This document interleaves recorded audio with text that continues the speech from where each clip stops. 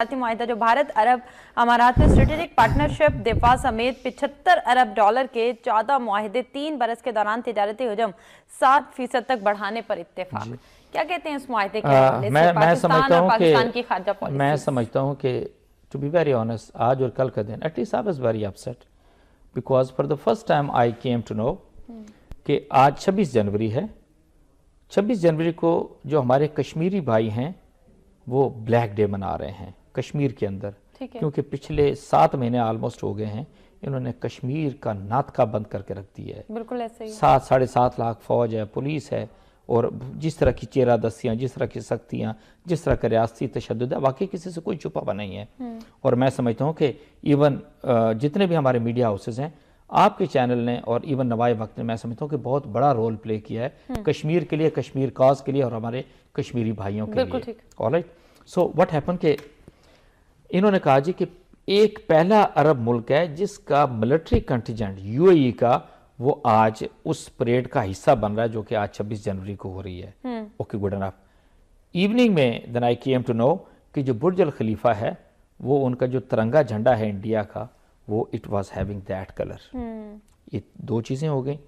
And then in the morning I came to know कि 75 billion US dollar का agreement जो है वो यूएई के अंदर और इंडिया के अंदर होने जा रहा है और वो उसको इंक्रीज कर रहे हैं। इंक्रीज करने पे है एग्री किया उन्होंने कि 7% के ऊपर। Good enough, fine, I understand कि ये है 2 ममालिक का एग्रीमेंट, बिल्कुल उनको चलना चाहिए। मुझे ये बताएं वेयर पाकिस्तान स्टैंड्स। आज हमारी फॉरेन ऑफिस को हमारे फॉरेन जो 2 लोग हैं, तारिक फातमी हैं और सरताज अजीज़ है, और even of that matter prime minister जिसने कि फॉरेन मिनिस्टर का भी ओहदा संभाला हुआ है, क्या इनके आज शर्म से डूब मरने का मुकाम नहीं है कि बीइंग एन इस्लामिक कंट्री कहाँ पे हमारी फॉरेन पॉलिसी स्टैंड करती है, कहाँ पे हमारा फॉरेन ऑफिस काम करता है। हम इंडिया किस लेवल के ऊपर पाकिस्तान को, मतलब पाकिस्तान के अंदर अगर देखा जाए तो इंडिया ने तो ईंट से ईंट बजाई है, हर तरीके से कही है।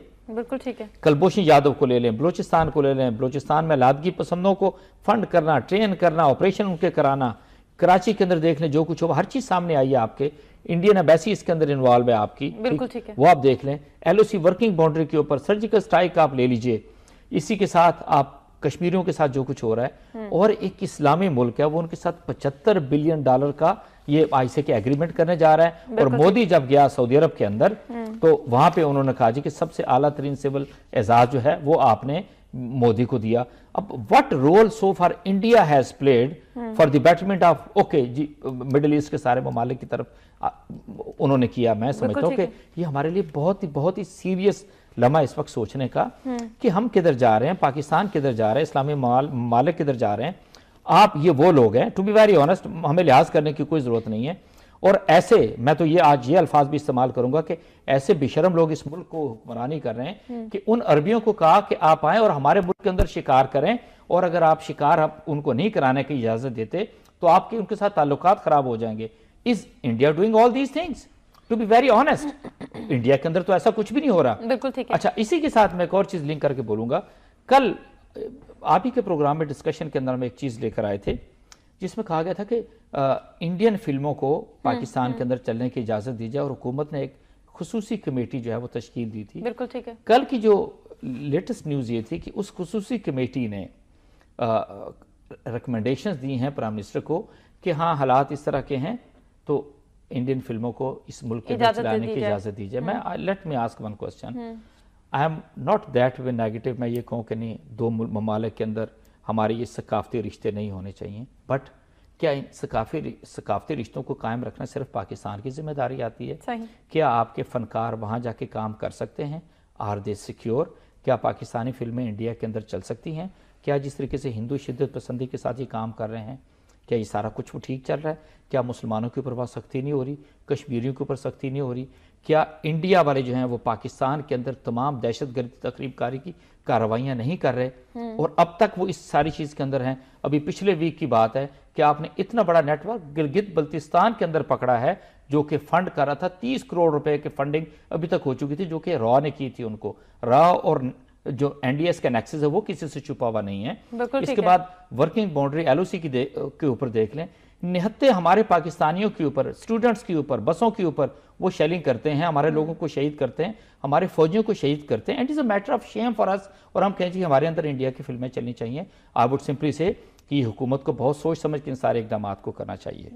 कल भी उनका रिपब्लिक डे है जी बिल्कुल, और वहाँ के मेहमान खुसूसी होते हैं, खुद गए थे मोदी साहब UAE उनको के रिसीव क्राउन करने। प्रिंस, पता नहीं हमारे पास वक्त है या नहीं, वहाँ जो उन्होंने तकरीर की थी वो अगर दिखा दी जाए थोड़ी सी, तो साथ ही अगर विंडो में हम दिखा पाएँ क्या? कि आज हमारे ब्रादर मुल्क UAE में बुर्ज खलीफा को किस रोशनी के साथ जी जी, जिसके लिए हम अपने तिलोर को मारते हैं, पूरी पॉपुलेशन खत्म कर रहे हैं, फिर झंडा लगता है तो भारत का।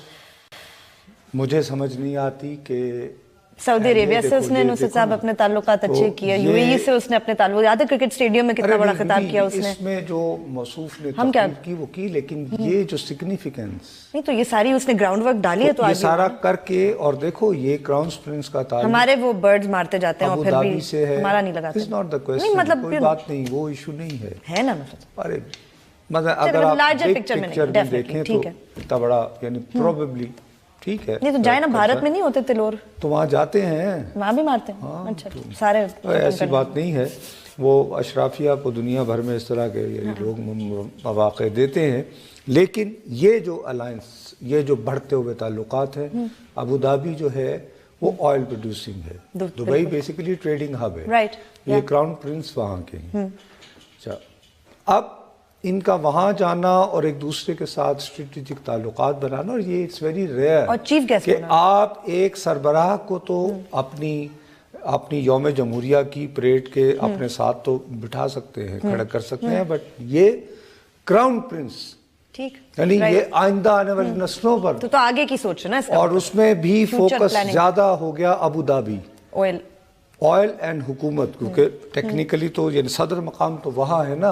बिल्कुल। और ये बात याद रहे कि अमेरिका जो भी अफगानिस्तान में जो रोल अदा करता है, जो अलकायदा के साथ जंग है, जो आईसिस वगैरह है, उसमें इंटेलिजेंस गैदरिंग, कनेक्शन बिल्डिंग, फला में बड़ा की रोल UAE की, राइट, एक्सक्यूज मी, ठीक, वो अभी भी जो रिसेंटली वहाँ हुआ था। बिल्कुल, आपको अगर अमेरिका जाना हो तो आप अगर अबू धाबी से फ्लाइट जी, तो आपकी इमिग्रेशन वहीं हो, तो आपकी इमिग्रेशन वहीं हो जाती है, और एयरपोर्ट पे लिखा होता है वेलकम टू अमेरिका। जी जी जी, आप फिर आप उतरते हैं, अपना बैग उतारते हैं और अमेरिका में एयरपोर्ट से बाहर जाते हैं। अब उसके मुकाबले में हम लोग यही कहेंगे कि गाली कोई नहीं, क्योंकि चीन अपना यार है और सीपेक है और रूस है, तो वो गुड स्टोरीज अपनी जगह, लेकिन मेरा ये ख्याल है कि ये जो नए अलायंसेस बनने जा रहे हैं, देखना चाहिए कम से कम, हमें उन्हें गौर से देखना चाहिए। ठीक, चलो आज का वक्त भी हमारा खत्म। शहजादे आ रहे हैं, वो किसी और पर्पस से आ रहे हैं, और UAE के शहजादे भी यहाँ शिकार विकार करने आते हैं, सऊदी अरब के शहजादे आते हैं, वहां जा रहे हैं। क्या अनिका देखिए, ये वो हमेशा अपने प्रोग्राम में हम ये जिस चीज का मैं जिक्र करता हूँ कि जब इंटरनेशनल रिलेशन है ना, वहां पे आपके नेशनल इंटरेस्ट मैटर करते हैं। अब UAE के शहजाद वली अहद वहां पे गए, मोहम्मद जाहिद नहयान साहब, उनको मोदी साहब ने देखा, आप तस्वीर देखें, वो उन्होंने प्रोटोकॉल को वायोलेट करके वो उस पे टामक पे चले गए, उनको जहाज से उतर दी, उनके उन्हें बड़ी वो पंजाबी का ना कोट के जफ्फी डाली, और उनके साथ UAE में जाके मस्जिदों में सेल्फियां भी बनाते रहते हैं, बड़े अच्छे और वो उनको बुलाया, वो वहां पे आए हैं और आज उनके वो चीफ गेस्ट होंगे। और मैं 2012 के अंदर मुझे मौका मिला, मैम वो ये जो इनका जो इंडिपेंडेंस डे मैंने किया हुआ है, तो बहुत ग्रैंडेड किस्म का वहां पे फंक्शन होता है, ये चीफ गेस्ट है वहां पे। सवाल रेज करने की जरूरत है ना, हम क्या करते हैं, हम हमेशा जो है हमारे मुस्लिम उम्मा की, वो जब सऊदी अरेबिया से हमें कॉल आती है पाकिस्तान भाग पड़ता है, हमें UAE से कॉल आती है हम भाग पड़ते हैं, हमें ईरान से कॉल आती है हम भाग पड़ते हैं, अपने मुल्क के मफाद को साइड पे रख लेते हैं।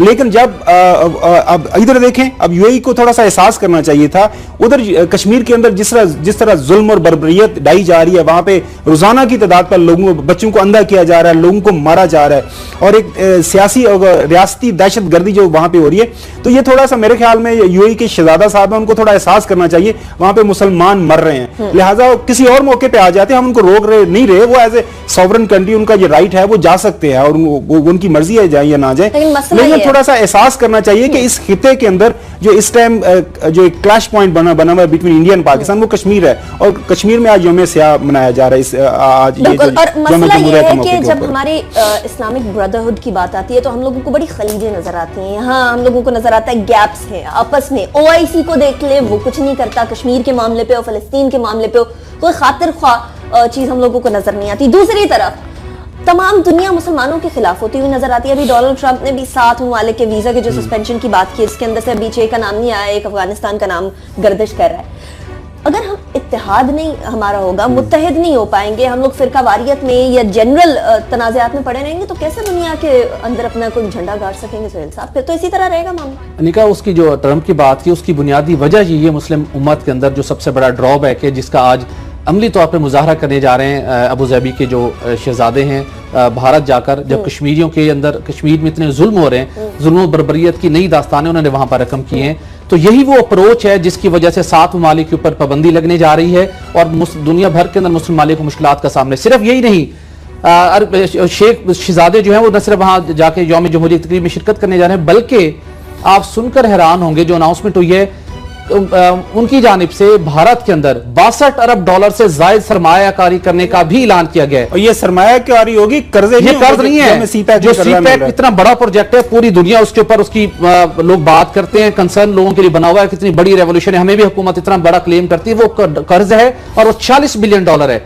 और उसके साथ जो चाइना के मुकाबले में एक बहुत कम छोटा मुल्क है, छोटी मौशियत है, वो 62 अरब डॉलर की सरमायाकारी करके मुस्लिम दुनिया कश्मीरियों को और पाकिस्तान को क्या पैगाम देने जा रहे हैं। सिर्फ यही नहीं, कतर जिसके साथ हमारे इतने गहरी मरासिम है, हमारे हुक्मरानों की इतनी तारीखी, उन्होंने भी वो स्टेटस जो भारत को दे रखे वो पाकिस्तान को नहीं है। भारत के जो आइंदा वर्ल्ड कप होने कतर के अंदर, उसका बड़ा ठेका जो काम करने का इंडियंस को दिया गया है, इंडियन कंपनीज को, इंडिया को यह स्टेटस दिया गया है कि इंडियन के सरकारी अफसरान किसी भी वक्त कतर जाना चाहें वो डायरेक्ट जाएंगे, एयरपोर्ट पे लैंड करेंगे, उनको उसी वक्त ऑन द स्पॉट उनका वीजा लगेगा और वो जाके अपना काम करेंगे। पाकिस्तानियों के लिए कतर जाना किस कदर मुश्किल है, कोई अंदाजा नहीं लगा सकते। घुमन साहब ने शुरू में बहुत अच्छी बात की, नेशनल इंटरेस्ट, यहां पे जब इंडिविजुअल इंटरेस्ट के ऊपर काम होगा ना, तो फिर यही चैलेंजेस और इन्हीं तबाही का हमें सामना करना पड़ेगा। नेशनल इंटरेस्ट जब सामने नहीं होते तो फिर इसी किस्म की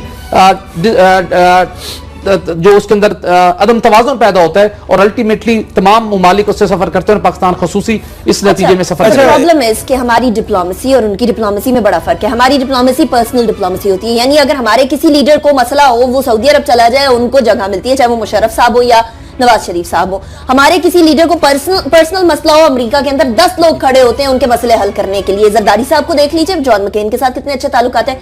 पाकिस्तान का मुल्क का मसला होता है तब हमें कोई नहीं नजर आता। क्यों? अगर अपने जाती मफादात के लिए इतने अच्छे ताल्लुकात हो सकते हैं तो मुल्क के लिए क्यों नहीं? बार बार हम इस इशू को हाईलाइट कर चुके हैं। आपका फुल फ्लेज फॉरेन मिनिस्टर नहीं है, फॉरेन पॉलिसी आप प्राइम मिनिस्टर साहब अपनी मर्जी से रन करना चाहते हैं।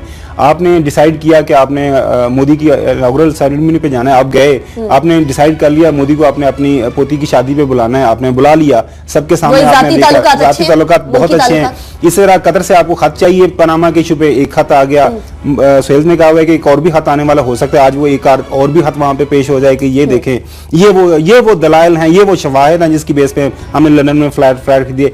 इशू वहीं पे आ जाता है कि जो नेशनल इंटरेस्ट है वो आपका प्राइम होना चाहिए। नेशनल इंटरेस्ट पे आपका कोई, अब पूरी दुनिया के अंदर ये तो एक कहते हैं एस्टैब्लिश्ड प्रिंसिपल है, आज से नहीं सदियों से आ रहा है कि जब आपके नेशनल इंटरेस्ट है वहां पे आपका पर्सनल इंटरेस्ट बिल्कुल साइड लाइन हो जाना चाहिए। एक जो डोनाल्ड ट्रंप की बात की, अभी जो इंटरनेशनल मीडिया में जो बाकी ममालिक की उसको लिस्ट में, उसमें शाम है, इराक है, ईरान है, लीबिया है, सोमालिया है, सूडान नाम आ रहे हैं। अल्लाह का शुक्र है अभी तक पाकिस्तान का नाम नहीं आया, उम्मीद करते हैं कि ना आएगा। लेकिन डोनाल्ड ट्रंप ने कुछ वो शुरू में ये कहा, ऐसे एक बात है, डोनाल्ड ट्रंप ने जो बातें की थी वो सारा उस पर अमल कर रहा है। पहले उसने देखे वो Obama care reverse, Mexican war order हो गया, बनेगी।